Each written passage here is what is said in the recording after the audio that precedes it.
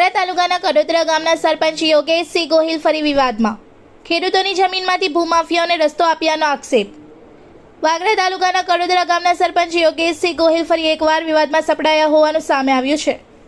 ગામના ખેડૂતો દ્વારા આક્ષેપ કરવામાં આવ્યો છે કે પાદરિયા અને કડોદરા ગામના સીમાડે આવેલી ખેતીની જમીન તેમજ ગામની ઢોરચરણ અને સરકારી જમીન વચ્ચે કાચો રસ્તો બનાવી ભૂમાફિયાઓને ડમ્પરો પસાર કરવા માટે માર્ગ સુલભ કરી આપવામાં આવ્યો છે, જેના કારણે ખેડૂતોની ખેતીને ભારે નુકસાન થઈ રહ્યું છે. મળતી માહિતી મુજબ કડોદરા ગ્રામ પંચાયતના સરપંચ યોગેશસિંહ ગોહિલ અગાઉ પણ વિવિધ મુદ્દાઓને લઈને વિવાદોમાં રહ્યા છે. ગામ લોકોની જાણ કર્યા વિના કાર્યક્રમ સ્થળોમાં ફેરફાર, મંદિર ધર્મશાળા સંબંધિત નિર્ણયો તેમજ પંચાયત કામગીરીને લઈને અનેક વખત પ્રશ્નો ઊભા થયા હોવાનું સ્થાનિકોનું કહેવું છે. આ વખતે વિવાદનું કેન્દ્ર કડોદરા અને પાદરિયા ગામની સીમા નજીકની ખેતીની જમીન બની છે. ખેડૂતોના આક્ષેપ મુજબ સરપંચ અને ગ્રામ પંચાયતના કેટલાક સભ્યો દ્વારા ખેતીની જમીનને અડીને કાચો રસ્તો બનાવવામાં આવ્યો છે, જેથી માટીના લીઝ ધારકોના ભારે ડમ્પરો અવરજવર કરી શકે. આ કારણે ખેતીની જમીન અને પાકને નુકસાન થતું હોવાનું ખેડૂતોનું કહેવું છે. ખેડૂત કાલિદાસ પરમારે આ મામલે જણાવ્યું હતું કે તેમની સર્વે નંબર 226ની જમીનને અડીને રસ્તો બનાવવામાં આવ્યો છે. શરૂઆતમાં રસ્તો કોની મંજૂરીથી બનાવાયો તે અંગે અજાણ હોવાને કારણે તેમણે ગ્રામ પંચાયત સમક્ષ રજૂઆત કરી હતી. જો કે કોઈ યોગ્ય જવાબ ન મળતા મામલતદાર કચેરી તથા તાલુકા વિકાસ અધિકારી ટીડીઓ સમક્ષ લેખિત ફરિયાદ કરવામાં આવી હતી. ખેડૂતનો વધુ આક્ષેપ છે કે ત્યારબાદ પંચાયતના 2 સભ્યો સ્થળ તપાસ માટે આવ્યા હતા અને ટેલિફોનિક વાતચીતમાં જણાવ્યું હતું કે પંચાયતની મંજૂરીથી જ રસ્તો આપવામાં આવ્યો છે, તેમજ માટીના લીઝ ધારક તરફથી પંચાયતને ડોનેશન, 2 એસી અને 1 ફ્રીજ આપવામાં આવ્યા હોવાથી આ મામલે કંઈ કરી શકાય તેમ નથી. ખેડૂતોના દાવા મુજબ સભ્યોએ જ્યાં ફરિયાદ કરવી હોય ત્યાં કરો જેવી ટિપ્પણી પણ કરી હતી. હાલ મામલો મામલતદાર કચેરી અને તાલુકા વિકાસ અધિકારી સુધી પહોંચ્યો છે. હવે જોવાનું રહ્યું કે સરકારી જમીન તથા ખેતીની જમીનને અસર પહોંચાડવાના આક્ષેપોને લઈને સંબંધિત તંત્ર દ્વારા શું કાર્યવાહી હાથ ધરવામાં આવે છે અને પંચાયત અધિનિયમ હેઠળ કોઈ પગલાં લેવાય છે કે નહીં. મારું નામ કાલિદાસ સનાભાઈ પરમાર, રહેવાસી કડોદરા.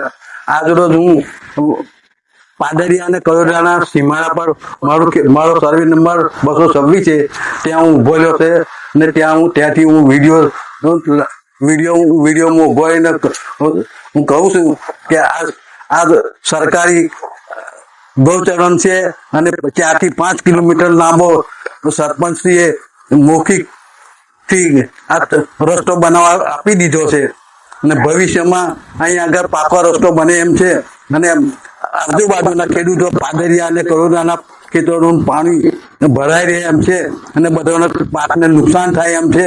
અત્યારે મારા ખેતરમાં પણ ચીલો પાડી અને બધી આખો ઘોડો તોડી નાખ્યો છે અને મારા ખેતરમાં ફૂડ તોડીને વધારાની જમીન લઈ ગામ લોકો સરપંચને પંચાયતમાં મળવા ભેગા થયેલા. ત્યાં બધાએ થઈને એમ કીધેલું કે તમે તાત્કાલિક આ રોડ જે માફિયાનું આવ્યા ચાલે છે તો તમે બંધ કરાવો, પણ તેમ છતાં સરપંચ મૌન ધારણ કરી અને નાહી આવ્યા અને એ લોકો આ ભૂમાફિયા હાથે મળી ગયેલા છે અને એમના કંઈક કામના લીધે કંઈક નાણાંની જોગવાઈને લીધે આ સરપંચ જતા નથી અને બંધ કરાવતા નથી અને આ ગૌચરણ 4 થી 5 કિલોમીટર રસ્તાનો સરેઆમ દુરુપયોગ કરી અને આ ભૂમાફિયાઓ રસ્તા પર હાઈવે ચલાવે છે અને બીજાના ખેડૂતોને હોય પાદરિયા અને કડોદરાના ખેડૂતોને ભારે નુકસાન કરવામાં આવ્યું છે અને આ લોકો કશું કરતા નથી અને રસ્તો ડ્રાઈવરને આપી અને બીજા રસ્તેથી લઈ જાય છે. આશરે 15 થી 20 હાઈવે રાત દિવસ ચાલુ છે અને આ અંગે કોઈ સરપંચ બી ધ્યાન આપતા નથી. આ બાબતે છેલ્લે મેં સરપંચને ટેલિફોનિક પર પૂછતા કે તમે કશું કર્યું ને હવે હું કરવા કે તમારે જે કરવું હોય તે કરી લેજો અને મામલતદારને ટાઈપ કરીને અરજી આપી દો. એટલે એના કહેવાથી સરપંચે કહ્યું મેં ટાઈપ કરી મામલતદારને રૂબરૂમાં જાણ કરી છે, તેમજ ટીડીઓ સાહેબ મેં ઓફિસમાં પણ જાણ કરી છે અને ત્યાર પછી સરપંચે મને એમ કહ્યું કે તમે એમ કે મેં તાત્કાલિક મેં જોવા મોકલેલા છે 2 સભ્યોને સત્રસંગ અને મનનને, એ લોકો જોવા જઈલા.